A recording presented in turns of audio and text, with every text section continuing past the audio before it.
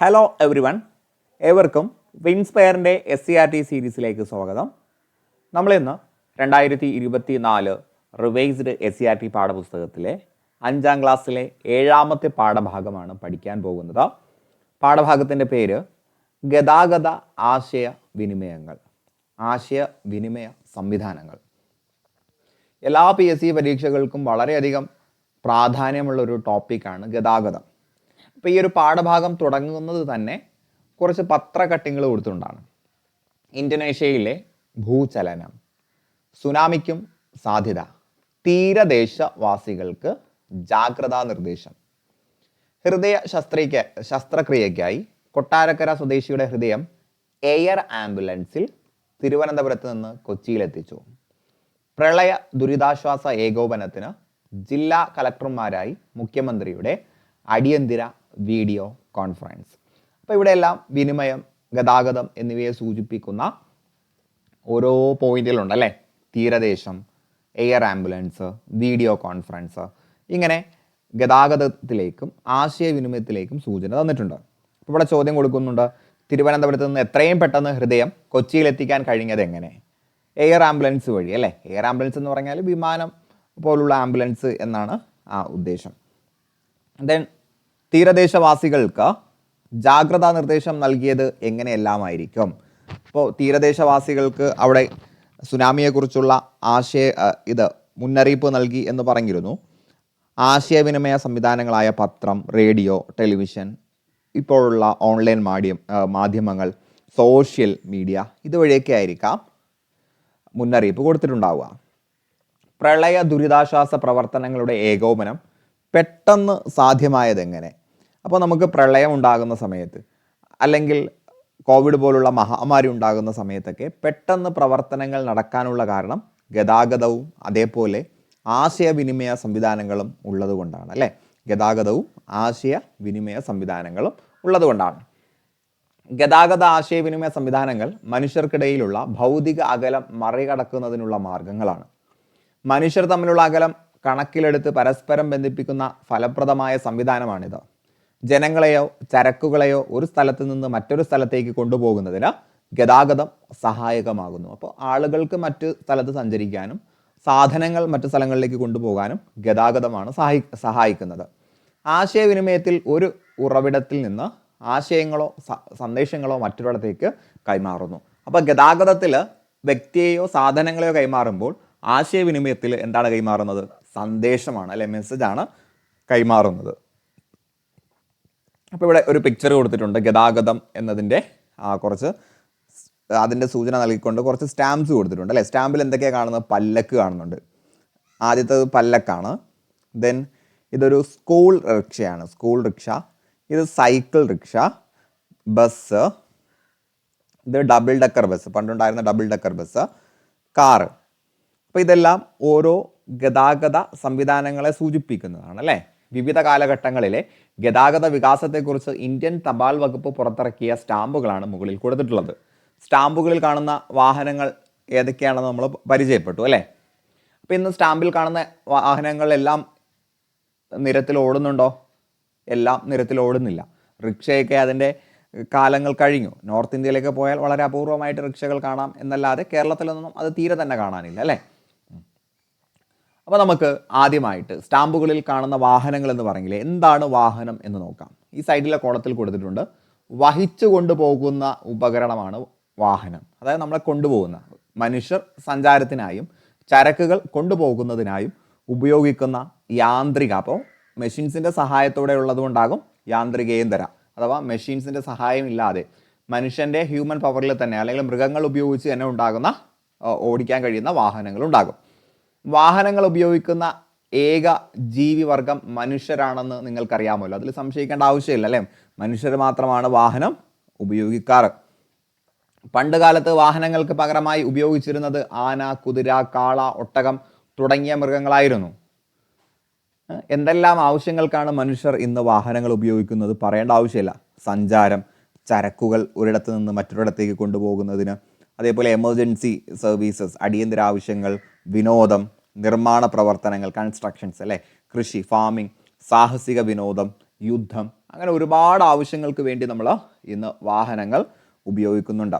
വാഹനങ്ങളുടെ കണ്ടുപിടുത്തത്തിന് മുമ്പ് ഈ ആവശ്യങ്ങൾ നടത്തിയിരിക്കുന്നത് എങ്ങനെയാണെന്ന് നോക്കിയാൽ കാൽനടയായിട്ട് അല്ലെ, പണ്ടൊക്കെ സാധനങ്ങൾ കൊണ്ടുപോകുന്നത് കാൽനടയായിട്ട്, തലച്ചുമട് അല്ലെങ്കിൽ മൃഗങ്ങളുടെ പുറത്തൊക്കെ കയറിയായിരുന്നു പണ്ട് ഇത്തരം കാര്യങ്ങൾ കൊണ്ട് വന്നിരുന്നത്. ഇത്തരം മാർഗങ്ങൾക്കുള്ള പരിമിതി എന്താണ്? പരിമിതി വർദ്ധിച്ചു വരുന്ന ആവശ്യങ്ങൾ നിറവേറ്റാൻ കഴിഞ്ഞിരുന്നില്ല അല്ലേ. നമുക്ക് തലച്ചുമടായിട്ട് കൊണ്ടുപോകാൻ പറ്റുന്നതിൽ വളരെയധികം പരിമിതിയുണ്ട്. അതേപോലെ മനുഷ്യാധ്വാനം കൂടുതലായിരുന്നു. നമ്മൾ നന്നായിട്ട് എന്ത് ചെയ്യണം, നമ്മുടെ എനർജി അതിനകത്ത് സ്പെൻഡ് ചെയ്യണം. കാലതാമസം വേണ്ടി വരും, ഒരുപാട് സമയം അതിനുവേണ്ടി സ്പെൻഡ് ചെയ്യേണ്ടി വരും. യാത്ര വളരെയധികം ബുദ്ധിമുട്ടുള്ള യാത്രയായിരുന്നു, ഇന്നത്തേതുപോലെ സുഖമുള്ളൊരു യാത്ര അല്ലായിരുന്നു. അപ്പോൾ ഈ പരിമിതികളെല്ലാം ജസ്റ്റ് നിങ്ങൾ നോട്ട് ചെയ്ത് വെക്കുക. ഇനി ചക്രത്തിൽ നിന്നും വാഹനത്തിലേക്ക്. ചക്രങ്ങളുടെ കണ്ടുപിടുത്തമാണ് ഗതാഗത രംഗത്തെ മാറ്റങ്ങൾക്ക് അടിസ്ഥാനമായത്. മനുഷ്യൻ്റെ ഏറ്റവും നിർണായകമായിട്ടുള്ളൊരു കണ്ടുപിടുത്തമാണ് ചക്രം. മനുഷ്യരുടെ ജീവിതത്തെ മാറ്റിമറിച്ച ചക്രത്തിൻ്റെ കണ്ടുപിടുത്തം ഒരൊറ്റ ദിവസം കൊണ്ട് സംഭവിച്ചതല്ല. ഉരുളൻ മരത്തടിക്ക് മുകളിൽ സാധനങ്ങൾ വെച്ച് ഉരുട്ടിയാൽ ഭാരനീക്കം എളുപ്പമാകും എന്ന് മനസ്സിലാക്കിയ മനുഷ്യർ ഉരുളുകളെ ചെറുതാക്കി ചെറുതാക്കി ചക്രങ്ങളാക്കി. കണ്ടില്ലേ, ഇങ്ങനെ കൊണ്ടുപോകുന്നത് എളുപ്പമാണെന്ന് മനസ്സിലാക്കി ആ ഒരു ഉരുളുകളെ കൃത്യമായിട്ട് റൗണ്ട് ഷേപ്പിലാക്കി അതൊരു ചക്രം പോലെ ആക്കിയെടുത്തു. 1976 സ്വിറ്റ്സർലാൻഡിലെ സൂറിച്ച് തടാകത്തിൻ്റെ തീരത്ത് നിന്ന് കണ്ടെത്തിയ ഏകദേശം 4500 വർഷം പഴക്കമുള്ള ചക്രത്തിൻ്റെ ഭാഗങ്ങളാണ് ചിത്രത്തിൽ കാണുന്നത്.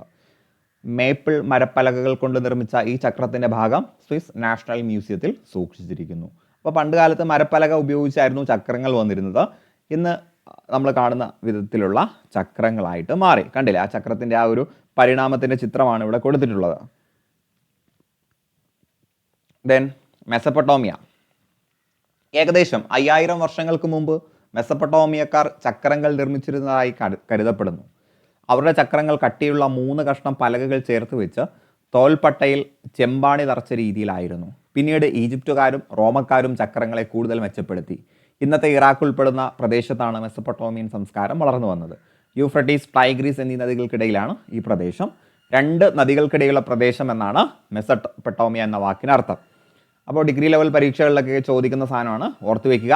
2 നദികൾക്കിടയിലുള്ള പ്രദേശം എന്നാണ് മെസപ്പൊട്ടോമിയ എന്ന വാക്കിനർത്ഥം. then ഇവിടെ ചക്രത്തിൻ്റെ പരിണാമത്തെക്കുറിച്ച് അല്ലെങ്കിൽ അതിൻ്റെ ഉപയോഗത്തെക്കുറിച്ചുള്ള കുറച്ച് ചിത്രങ്ങൾ കൊടുത്തിട്ടുണ്ട് അല്ലേ. ആ സാധനങ്ങൾ കൊണ്ടുപോകുന്നത്, ആളുകൾ സഞ്ചരിക്കുന്നത് ഒക്കെ കൊടുത്തിട്ടുണ്ട്. ചക്രങ്ങൾ മുൻകാലങ്ങളിൽ ഗതാഗതത്തിന് ഉപയോഗിച്ചിരുന്നത് എങ്ങനെയാണെന്ന് ആ മുകളിൽ കൊടുത്തിരിക്കുന്നു. സോ ആദ്യകാലങ്ങളിൽ ചക്രങ്ങൾ ഘടിപ്പിച്ച വണ്ടികൾ മനുഷ്യർ വലിച്ചു കൊണ്ടുപോയിരുന്നു. ചക്രങ്ങൾ ഘടിപ്പിച്ച വണ്ടികൾ മൃഗങ്ങളെ ഉപയോഗിച്ച് വലിച്ചു കൊണ്ടുപോവുകയും ചെയ്തിരുന്നു. ആദ്യകാലങ്ങളിൽ മനുഷ്യർ വലിച്ചു കൊണ്ടുപോകുന്നതും മൃഗങ്ങൾ വലിച്ചു കൊണ്ടുപോകുന്നതുമായ വണ്ടികളാണ് വിവിധ ഗതാഗത ആവശ്യങ്ങൾക്ക് ഉപയോഗിച്ചിരുന്നത്.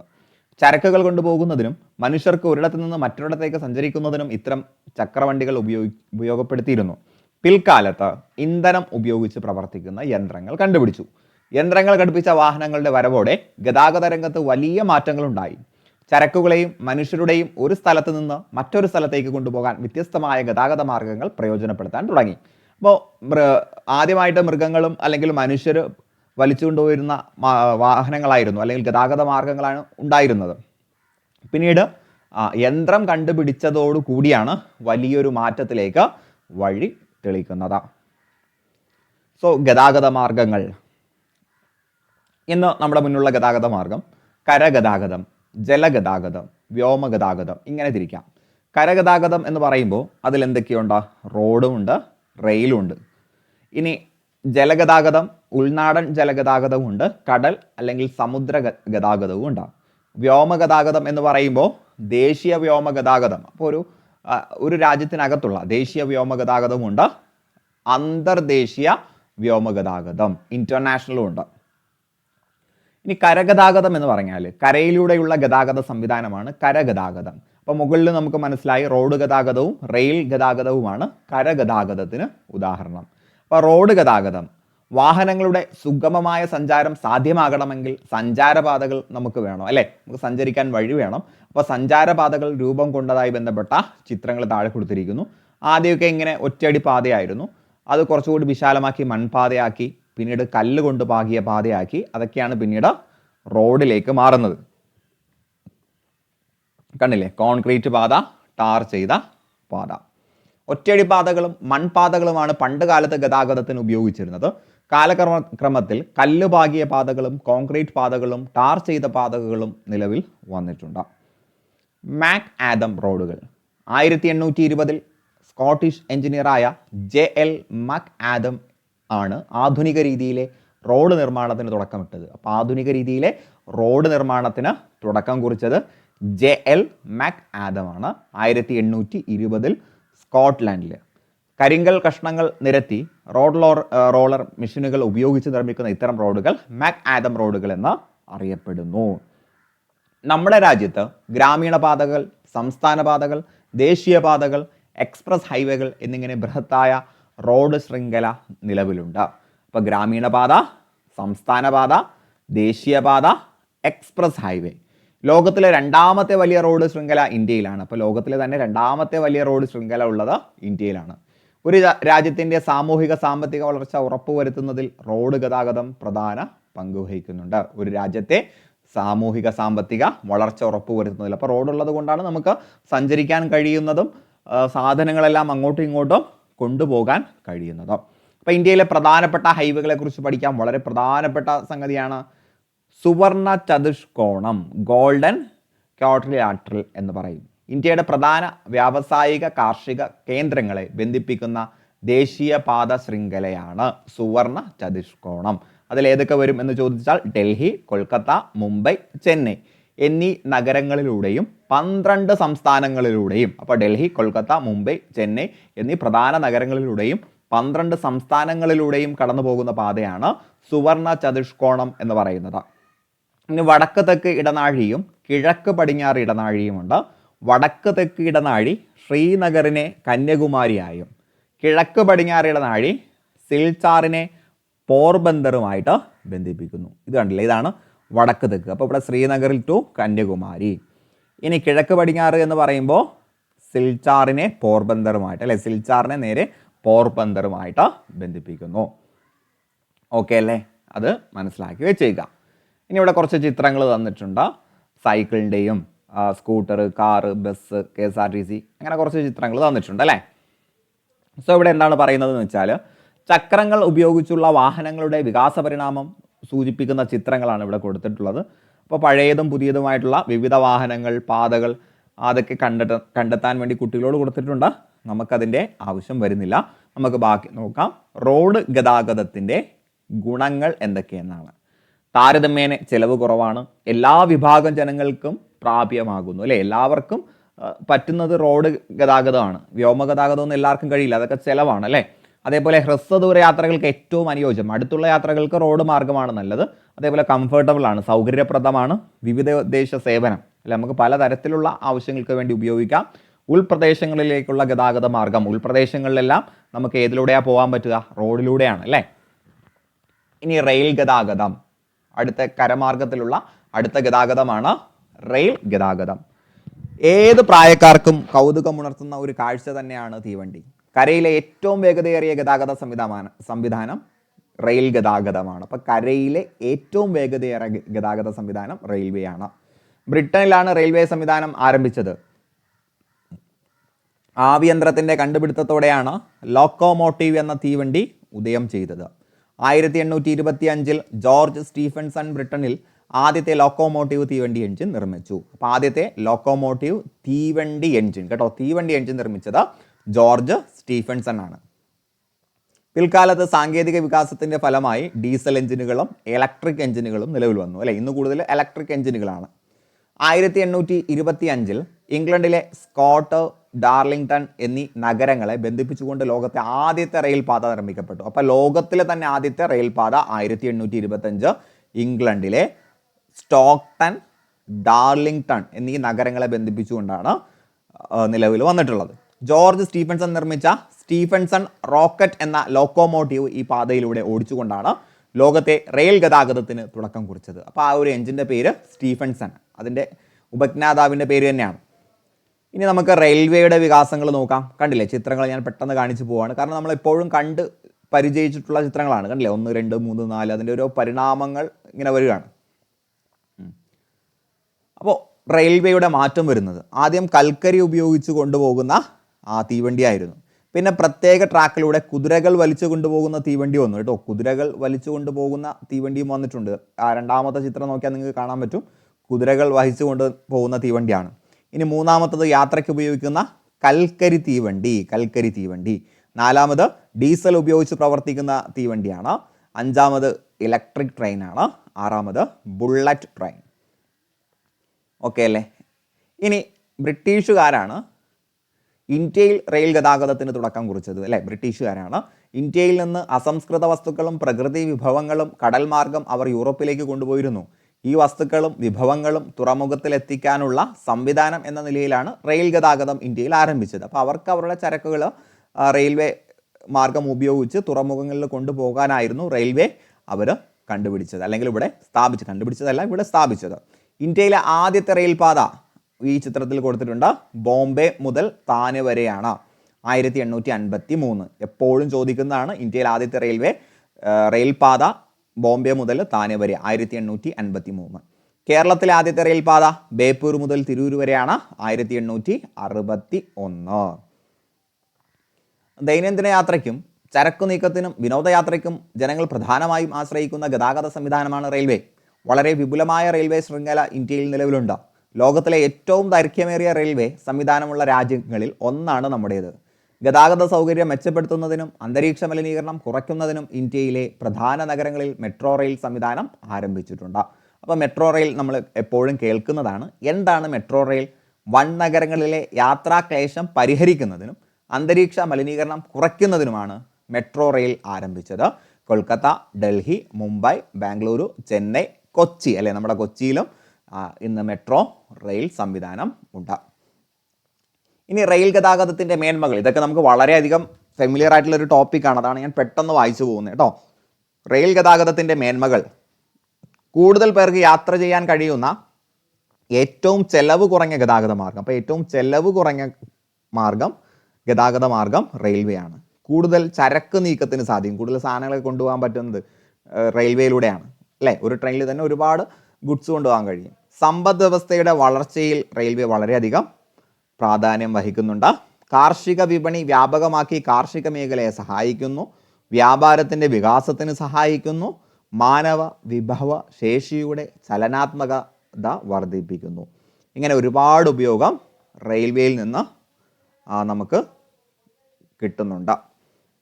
അതിനർത്ഥം ജലഗതാഗതത്തിലേക്ക് വരാം. കണ്ടില്ലേ ജലഗതാഗതം? ചിത്രങ്ങൾ കണ്ടില്ലേ? അപ്പോൾ പലതരത്തിലുള്ള ചിത്രങ്ങൾ ഇവിടെ കൊടുത്തിട്ടുണ്ട്. നമ്മുടെ നാട്ടിന് പുറത്തേക്ക് നമ്മൾ എപ്പോഴും കാണുന്നത് തന്നെയാണ്. അപ്പോൾ ഇത് ഏതൊക്കെ ആവശ്യങ്ങൾക്ക് വേണ്ടിയാണ് മനുഷ്യൻ ജലഗതാഗതത്തെ ആശ്രയിക്കുന്നത്? സഞ്ചാരം, സാധനങ്ങൾ കൊണ്ടുപോവുക, അതേപോലെ മത്സരങ്ങൾ, വിനോദസഞ്ചാരം, മത്സ്യബന്ധനം, ഇതിനെല്ലാം നമ്മൾ ജലഗതാഗതം ഉപയോഗിക്കുന്നുണ്ട്. മനുഷ്യർക്കും മൃഗങ്ങൾക്കും ജലാശയങ്ങൾ മറികടക്കാൻ കഴിയാത്ത സാഹചര്യമായിരിക്കാം ജലഗതാഗതം എന്ന ആശയത്തിന് എത്തിച്ചത് അല്ലേ? ജലം മറികടന്ന് അപ്പുറത്തേക്ക് പോകുന്നതിന് വേണ്ടിയാണ് ജലഗതാഗതം കണ്ടെത്തിയത്. ഒറ്റത്തടിയും ചങ്ങാടങ്ങളും ഉപയോഗിച്ചിരുന്ന മനുഷ്യർ മരത്തടിയുടെ മധ്യഭാഗം തീയിട്ട് കരിച്ച് പൊള്ളയാക്കിയാണ് ആദ്യകാലത്തെ തോണികൾ നിർമ്മിച്ചത്. പിന്നീട് പണിയായുധങ്ങളുടെ കണ്ടെത്തൽ തോണി നിർമ്മാണം കൂടുതൽ സുഗമമാക്കി. അപ്പോൾ ആദ്യകാല തോണിയുടെ ചിത്രമാണ് ഇവിടെ കൊടുത്തിട്ടുള്ളത്. ഇതൊക്കെ മനസ്സിലാക്കി പോകേണ്ട കാര്യങ്ങളാണ്. ഇതൊക്കെ ആശയങ്ങളാണ് കേട്ടോ, ഫാക്റ്റുകളല്ല. ഫാക്റ്റുകൾ വരുന്ന സമയത്ത് ഞാനത് സ്ട്രെസ് ചെയ്ത് പറയുന്നതാണ്. അങ്ങനെ പലതരത്തിലുള്ള വള്ളങ്ങളും പായ്പ് കപ്പലുകളും നിർമ്മിച്ചു. മെസപ്പൊട്ടോമിയൻ ജനത വ്യാപാര രംഗത്ത് കപ്പലുകൾ പോലെയുള്ള ജലയാനങ്ങൾ ഉപയോഗിച്ചിരുന്നു. തുഴകൾ, നീളൻ കമ്പുകൾ എന്നിവ കൊണ്ട് മുന്നോട്ട് നീക്കിക്കൊണ്ടാണ് ഇത്തരം ജലയാനങ്ങൾ അഥവാ കപ്പൽ അല്ലെങ്കിൽ ബോട്ട് ഉപയോഗിച്ചിരുന്നത്. സിന്ധു നദി സംസ്കാര കേന്ദ്രമായ ഗുജറാത്തിലെ ലോഥലിൽ കപ്പൽ നിർമ്മാണ കേന്ദ്രത്തിൻ്റെ അഥവാ ഡോക്യാർഡിൻ്റെ അവശിഷ്ടങ്ങൾ കണ്ടെത്തിയിരുന്നു. അപ്പോൾ പണ്ട് കാലങ്ങളിൽ തന്നെ കപ്പൽ നിർമ്മിച്ചിരുന്നു എന്നതിൻ്റെ തെളിവാണ് ലോഥലിൽ. ഇതാണ് ലോഥലിലെ കപ്പൽ നിർമ്മാണ കേന്ദ്രത്തിൻ്റെ ആ ഒരു അവശിഷ്ടം. ലോഥലിൽ നിന്ന് കണ്ടെത്തിയ മുദ്രകളിലും ഹാരപ്പയിൽ നിന്ന് കണ്ടെത്തിയ മെസപ്പൊട്ടോമിയൻ മുദ്രകളിലും ബോട്ടിൻ്റെ രൂപങ്ങൾ പതിച്ചിട്ടുണ്ട്. ഇത് അക്കാലത്ത് ജലഗതാഗതം നിലനിന്നിരുന്നതിന് തെളിവാണ്. അപ്പോൾ പണ്ട് സിന്ധു നദി തട സംസ്കാര കേന്ദ്രത്തിൻ്റെ അവശിഷ്ടങ്ങളിൽ നിന്നെല്ലാം നമുക്ക് കിട്ടിയിട്ടുണ്ടോ? ജലഗതാഗതത്തിൻ്റെ തെളിവുകൾ കിട്ടിയിട്ടുണ്ടോ? ജലഗതാഗതത്തെ ഉൾനാടൻ ജലഗതാഗതം, സമുദ്ര ജലഗതാഗതം എന്നിങ്ങനെ രണ്ടായിട്ട് തിരിക്കാം. റെയിൽവേയുടെ കടന്നുവരവിന് മുമ്പ് ഇന്ത്യയിലെ പ്രധാന ഗതാഗത മാർഗമായിരുന്നു ഉൾനാടൻ ജലഗതാഗതം. അപ്പോൾ ജലഗതാഗതം രണ്ട് രീതിയിലുണ്ട്: ഉൾനാടൻ, സമുദ്രം. അപ്പോൾ ഉൾപ്രദേശങ്ങളിലുള്ളത് ഉൾനാടനാണ് അല്ലേ. നദികളിലും കായലുകളും ധാരാളമുള്ള പ്രദേശങ്ങളിലാണ് ഉൾനാടൻ ജലഗതാഗതം പുരോഗതി പ്രാപിച്ചത്. പിൽക്കാലത്ത് ഇതിനു വേണ്ടി കനാലുകളും നിർമ്മിക്കപ്പെട്ടു. അപ്പോൾ കേരളത്തിലെ ഉൾനാടൻ ജലഗതാഗത പാതകൾ നമുക്ക് നോക്കാം. കൊല്ലം മുതൽ കോട്ടപ്പുറം വരെയുള്ള ദേശീയ ജലപാത നമ്പർ 3 വളരെ ഇമ്പോർട്ടൻ്റ് ആണ്. ഈ അടുത്തുള്ള പരീക്ഷകളിലും ചോദിച്ചതാണ് കേട്ടോ. ജലപാത നമ്പർ 3 ഏത് മുതൽ ഏത് വരെ? കൊല്ലം മുതൽ കോട്ടപ്പുറം. കോഴിക്കോട് മുതൽ കൊടുങ്ങല്ലൂർ വരെയുള്ള കനോലി കനാൽ എന്നിവയാണ് കേരളത്തിലെ പ്രധാനപ്പെട്ട 2 ഉൾനാടൻ ജലഗതാഗത പാതകൾ. റെയിൽ സംവിധാനം ശക്തിപ്പെടുന്നതുവരെ ചരക്കു നീക്കത്തിനും പ്രധാനമായും ഈ ജലപാതകളെയാണ് ആശ്രയിച്ചിരുന്നത്. ഉൾനാടൻ ജലപാതകൾ ഇന്ന് വൻതോതിൽ വിനോദസഞ്ചാരികളെ ആകർഷിക്കുന്നുണ്ട്. ഇന്ത്യയുമായുള്ള വ്യാപാരം മെച്ചപ്പെടുത്തുന്നതിനായി യൂറോപ്യൻ ജലഗതാഗതത്തിന് പ്രാധാന്യം നൽകി. നഗരങ്ങളിലേക്ക് കൽക്കരി കൊണ്ടുപോകുന്നതിനുള്ള മാർഗം എന്ന നിലയിലാണ് യൂറോപ്യർ ആദ്യകാലങ്ങളിൽ കനാലുകൾ നിർമ്മിച്ചിരുന്നത്. ക്രമേണ ഇത്തരം കനാലുകൾ ജലയാത്രയ്ക്കായി കൂടുതൽ ഉപയോഗിക്കാൻ തുടങ്ങി. കേരളത്തിൽ നിർമ്മിക്കപ്പെട്ട കനാലുകളാണ് കനോലി കനാൽ, പാർവതി പുത്തനാർ തുടങ്ങിയവ. കിഴക്കിൻ്റെ വെനീസ് എന്നറിയപ്പെടുന്ന ആലപ്പുഴയിൽ ധാരാളം കനാലുകളുണ്ട്. അപ്പോൾ നമുക്ക് കനോലി കനാൽ വളരെ പ്രധാനപ്പെട്ടതാണ്. അതുപോലെ പാർവതി പുത്തനാറും രണ്ടും നമുക്ക് നോക്കാം. ബ്രിട്ടീഷ് ഭരണകാലത്ത് മലബാർ ജില്ലാ കളക്ടറായിരുന്ന HV കനോലി 1845 കോഴിക്കോട് മുതൽ കൊടുങ്ങല്ലൂർ വരെ വിശാലമായ ജലഗതാഗത മാർഗം എന്ന ആശയം മുന്നോട്ട് വെച്ചു. പിന്നീട് പൊന്നാനി, ചാവക്കാട് ഭാഗങ്ങൾ കൂടി ഉൾപ്പെടുത്തി കൊടുങ്ങല്ലൂർ വരെയുള്ള പുഴകളെ ബന്ധിപ്പിച്ചുകൊണ്ട് കനാലുകൾ നിർമ്മിച്ചു. ഈ ജലപാത കനോലി കനാൽ. അപ്പോൾ 1845 ആണ് അത് നിർമ്മിച്ചത്. ഇനി പാർവതി പുത്തനാർ തിരുവനന്തപുരം ജില്ലയിലെ വേളി, കഠിനംകുളം കായലുകളെ ബന്ധിപ്പിച്ചുകൊണ്ട് നിർമ്മിച്ച കനാൽ പാതയാണ് പാർവതി പുത്തനാർ. മുൻകാലങ്ങളിൽ രാജ്യാന്തര യാത്രകൾക്കും ചരക്കു നീക്കത്തിനും ഏറ്റവും അധികം ആശ്രയിച്ചിരുന്നത് സമുദ്രഗതാഗതത്തെ ആയിരുന്നു. കാറ്റിൻ്റെ ദിശശക്തി കൊണ്ട് സഞ്ചരിക്കുന്ന പായ്ക്കപ്പലുകളെ കണ്ടുപിടുത്തം സമുദ്രഗതാഗതത്തെ മെച്ചപ്പെടുത്തി. അതോടെ മറ്റു ദേശങ്ങളിലേക്കുള്ള യാത്രകൾ വർദ്ധിച്ചു. ആവിയന്ത്രത്തിൻ്റെ കണ്ടെത്തലോടെ ആവിശക്തി ഉപയോഗിച്ച് പ്രവർത്തിക്കുന്ന കപ്പലുകൾ നിർമ്മിക്കുകയും കടൽ യാത്ര കൂടുതൽ സുരക്ഷിതമാവുകയും ചെയ്തു. പിന്നീട് ഇന്ധനങ്ങൾ ഉപയോഗിക്കുന്ന കപ്പലുകളും നിർമ്മിക്കപ്പെട്ടു. അപ്പോൾ പണ്ട് പായ്ക്കപ്പലായിരുന്നു, ഇന്ന് യന്ത്രങ്ങൾ ഉപയോഗിച്ചിട്ടുള്ള കപ്പലുകളും വന്നു. സമുദ്ര ജലഗതാഗതം സാധ്യമാകുന്നത് തീരദേശ ജലപാതയിലൂടെയും അന്താരാഷ്ട്ര ജലപാതയിലൂടെയുമാണ്. രാജ്യത്തിൻ്റെ തീരത്ത് സ്ഥിതി ചെയ്യുന്ന തുറമുഖങ്ങൾക്കിടയിൽ ചരക്കുകളെയും യാത്രക്കാരെയും കൊണ്ടുപോകുന്നത് തീരദേശ ജലപാതകൾ വഴിയാണ്. എന്നാൽ മറ്റു രാജ്യങ്ങളുടെ തുറമുഖങ്ങൾക്കിടയിൽ ചരക്ക് നീക്കത്തിന് യാത്രക്കാരെ കൊണ്ടുപോകുന്നതിനും അന്താരാഷ്ട്ര ജലപാതയാണ് ഉപയോഗിക്കുന്നത്. അത് വളരെ വ്യക്തമായിട്ടുള്ളൊരു ഫാക്റ്റാണ് അല്ലേ. മറ്റു രാജ്യങ്ങളിലേക്ക് പോകാൻ അന്താരാഷ്ട്ര ജലഗതാഗതം വേണം. നമ്മുടെ നാടുകളിലൊക്കെ ആണെങ്കിൽ ഉൾനാടൻ ജലഗതാഗതമാണ് വരുന്നത്. ഇനി ജലഗതാഗതത്തിൻ്റെ മേന്മകൾ എന്തൊക്കെയാണെന്ന് ചോദിച്ചാൽ, അതിൻ്റെ ഗുണവശങ്ങൾ, മേന്മകൾ എന്തൊക്കെയാണെന്ന് ചോദിച്ചാൽ, ചെലവ് കുറവാണ്, മലിനീകരണം കുറവാണ്, ചരക്ക് സംവഹന ശേഷിയുണ്ട്, വിദേശ വ്യാപാരത്തിന് സഹായിക്കുന്നതാണ്. മനസ്സിലായല്ലോ. ഇനി നമുക്ക് വ്യോമഗതാഗതം എന്ന ഭാഗത്തേക്ക് വരാം. വ്യോമം എന്ന് പറയുമ്പോൾ ആകാശവുമായിട്ട് ബന്ധപ്പെട്ടതാണ്. ഫ്രാൻസിലെ ഒരു കടലാസ് ഫാക്ടറി ഉടമയായിരുന്ന ജാക്കിസ് മോണ്ട് ഗോൾഫിയർ നനഞ്ഞ വസ്ത്രം പെട്ടെന്ന് ഉണക്കുന്നതിനായി തൂക്കിയിട്ടിരുന്ന വസ്ത്രത്തിന് താഴെ തീക്കൂട്ടി കത്തിക്കുകയായിരുന്നു ജാക്കിസിൻ്റെ ഭാര്യ. ഉണങ്ങാനിട്ടിരുന്ന വസ്ത്രം ആകാശത്തേക്ക് പറന്നുയർന്നത് അദ്ദേഹത്തിൽ അതിശയം ഉളവാക്കി. ആ കാഴ്ച ജാക്കിസിനെ ഏറെ ചിന്തിപ്പിച്ചു. പിന്നീടുള്ള ദിവസങ്ങൾ അദ്ദേഹത്തിന് വിശ്രമം ഉണ്ടായിരുന്നില്ല. തൻ്റെ സഹോദരനായ ജോസഫ് മോൺ ഗോൾഫിയറുമായി ചേർന്ന് ജാക്കിസ് ഒരു കൂറ്റൻ ബലൂൺ ഉണ്ടാക്കി. ചൂട് വായു നിറച്ച ആ ബലൂൺ അവരെ അത്ഭുതപ്പെടുത്തിക്കൊണ്ട് മുകളിലേക്ക് ഉയർന്നു. അതിനുശേഷം ബലൂണിൻ്റെ കീഴ്ഭാഗത്ത് കുട്ട വെച്ച് പിടിച്ച് സ്വന്തം വീട്ടിലെ കോഴി, താറാവ് എന്നിവയെ യാത്രക്കാരാക്കി. തുടർന്ന് ജാക്കിസും ജോസഫും ആ ബലൂൺ വാഹനത്തിൽ പാരീസ് നഗരത്തിന് മുകളിലൂടെ അരമണിക്കൂർ പറന്നു. അങ്ങനെയാണ് ആദ്യത്തെ വിമാനം എന്ന സങ്കല്പത്തിലേക്ക് നമ്മൾ എത്തുന്നത്. 1783 ഒരു സംഭവമാണിത്. പിന്നീട് ആകാശയാത്രകൾക്ക് തുടക്കമിട്ടു. ചൂട് വായു നിറച്ച ബലൂണുകളാണ് മനുഷ്യർ ആകാശയാത്രയ്ക്ക് ആദ്യം ഉപയോഗിച്ചിരുന്നത്. അതിനുശേഷം സാന്ദ്രത കുറഞ്ഞ വാതകങ്ങൾ വലിയ ബലൂണുകൾ നിറച്ച് ആകാശ കപ്പലുകൾ നിർമ്മിച്ചു. തുടർന്ന് വേഗത കുറച്ച് താഴെ എത്താൻ സഹായിക്കുന്ന പാരച്യൂട്ടുകൾ കണ്ടുപിടിച്ചു. എന്നാൽ ഇവയൊന്നും മനുഷ്യർക്ക് സൗകര്യപ്രദമായി നിയന്ത്രിച്ച് ഉപയോഗിക്കാൻ കഴിഞ്ഞതായിരുന്നില്ല. അപ്പോൾ ആദ്യത്തെ ആകാശ കപ്പൽ ഇതാണ്.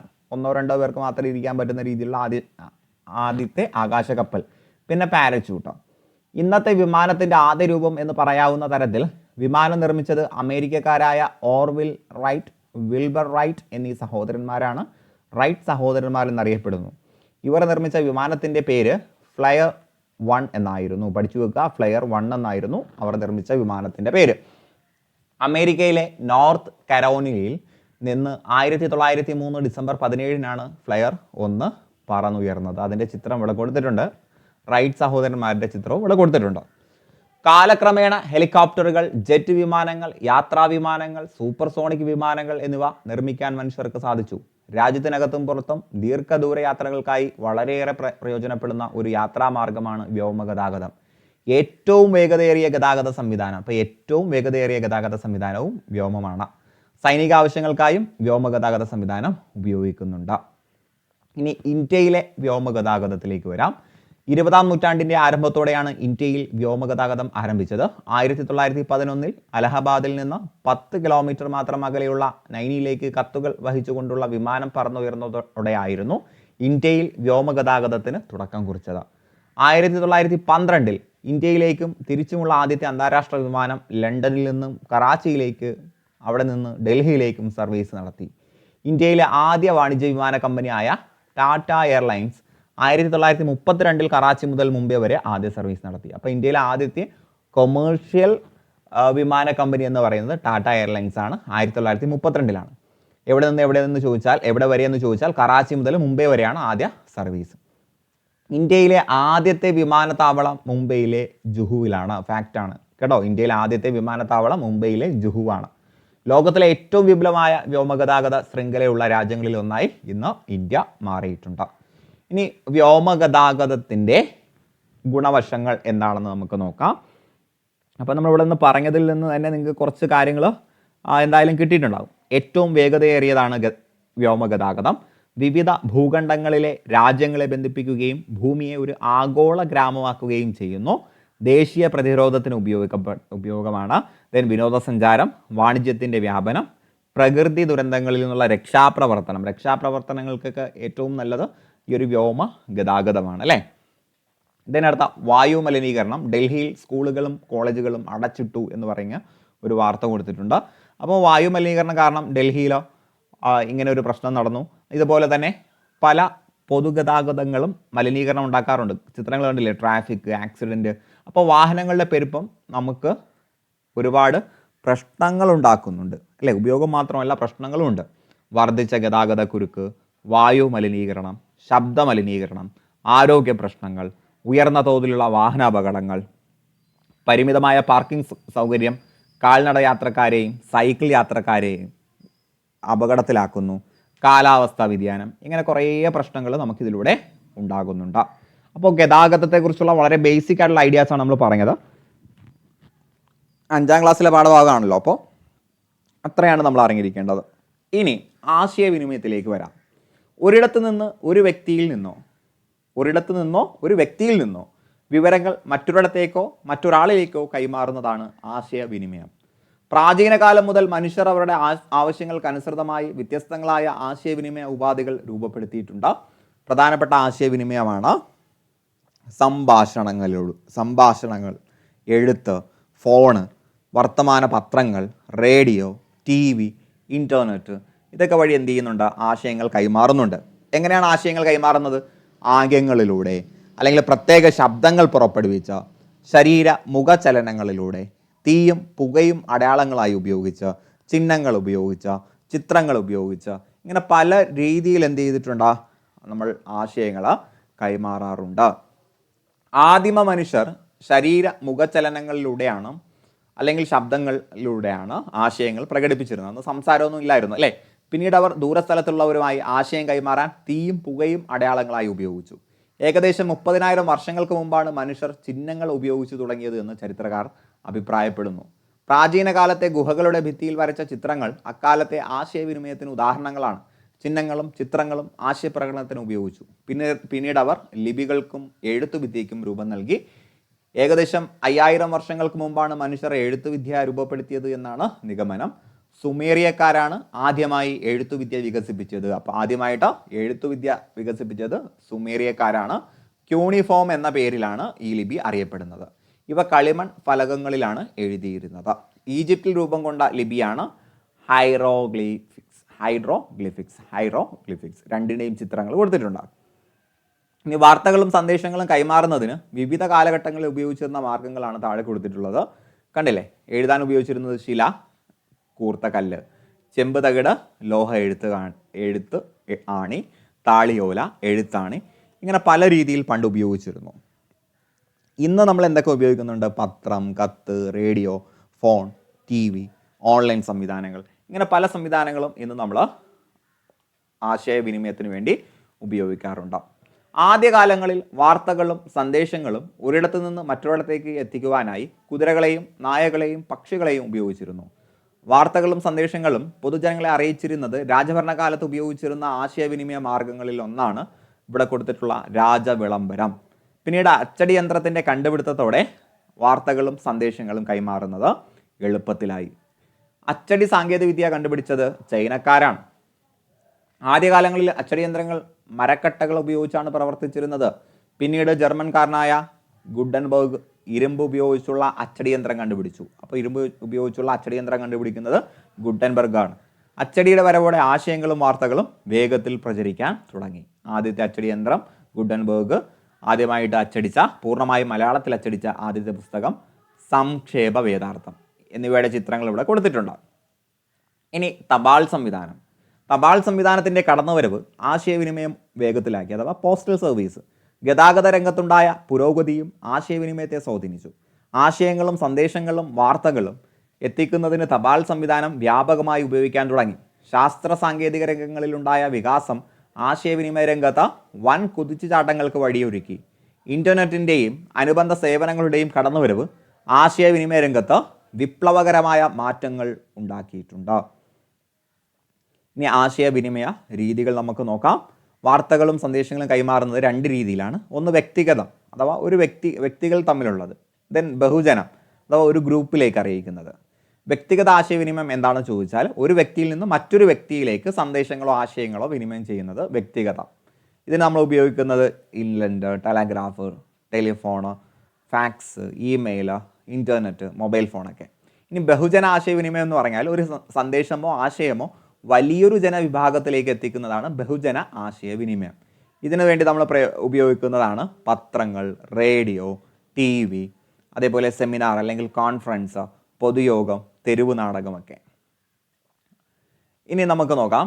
മേൽ സൂചിപ്പിച്ചത് കൂടാതെ പുസ്തകം, മാഗസിൻ, കലാരൂപങ്ങൾ, സിനിമ, സാമൂഹ്യ മാധ്യമങ്ങൾ തുടങ്ങിയവ നമ്മൾ എന്ത് ചെയ്യുന്നുണ്ട്? ഒരു ഗ്രൂപ്പ് മെസ്സേജ് ഒരു സമൂഹത്തിലേക്ക് കൊടുക്കുന്നതിന് വേണ്ടി യൂസ് ചെയ്യുന്നുണ്ട്. ഇൻ്റർനെറ്റ് അധിഷ്ഠിത നൂതന ആശയവിനിമയ സാങ്കേതിക വിദ്യ. ലോകമെമ്പാടുമുള്ള കമ്പ്യൂട്ടറുകളെ ബന്ധിപ്പിക്കുന്ന ശൃംഖലയാണ് ഇൻ്റർനെറ്റ്. പലതരത്തിലുള്ള വിവരങ്ങൾ നമുക്ക് ഇൻ്റർനെറ്റിൻ്റെ സഹായത്തോടെ ലഭിക്കുന്നു. ഇൻ്റർനെറ്റിൻ്റെ സാധ്യതകൾ പ്രയോജനപ്പെടുത്തി നമുക്ക് ഉപയോഗിക്കാവുന്ന ചില സംവിധാനങ്ങളാണ് താഴെ കൊടുത്തിട്ടുള്ളത്. നമുക്കറിയാം, വീഡിയോ കോൺഫറൻസ് അല്ലേ, അകലെയുള്ള ആളുകളിലേക്ക് ആശയങ്ങൾ കൈമാറാൻ നമ്മൾ എന്ത് ചെയ്യുന്നു? ഫോൺ ഉപയോഗിക്കുന്നു. ഇ കൊമേഴ്സ് എന്താണെന്ന് പഠിക്കുക. ഇൻ്റർനെറ്റ് സംവിധാനത്തിലൂടെ സാധനങ്ങളും സേവനങ്ങളും വാങ്ങുന്നതിനും വിൽക്കുന്നതിനാണ് ഇ കൊമേഴ്സ്. നമ്മൾ ഫ്ലിപ്കാർട്ടൊക്കെ ഉപയോഗിച്ച് വാങ്ങുന്നതല്ലേ, അതെല്ലാം ഇ കൊമേഴ്സാണ്. ദെൻ ഇമെയിൽ, ഇലക്ട്രോണിക് മാധ്യമങ്ങൾ ഉപയോഗിച്ചുള്ള സന്ദേശങ്ങൾ അയക്കാനും സ്വീകരിക്കാനുമാണ് ഇമെയിൽ.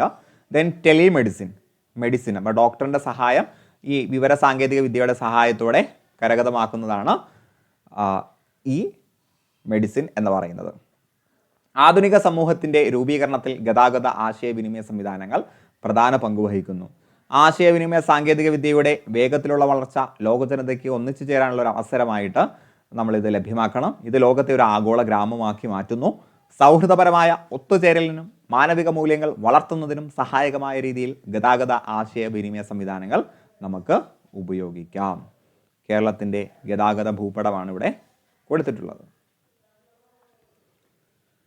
സോ ഡിയർ ഫ്രണ്ട്സ്, ഈ പാഠഭാഗം നമ്മൾ ഇവിടെ അവസാനിപ്പിക്കുകയാണ്. പുതിയൊരു പാഠഭാഗവുമായിട്ട് നമുക്ക് അടുത്ത ക്ലാസ്സിൽ കണ്ടുമുട്ടാം. അപ്പോൾ എല്ലാവരും ക്ലാസ് പൂർണ്ണമായിട്ട് കാണുക, നന്നായിട്ട് പഠിക്കുക. വിജയാശംസകൾ നേർന്നുകൊണ്ട് ഞാൻ നിർത്തുന്നു.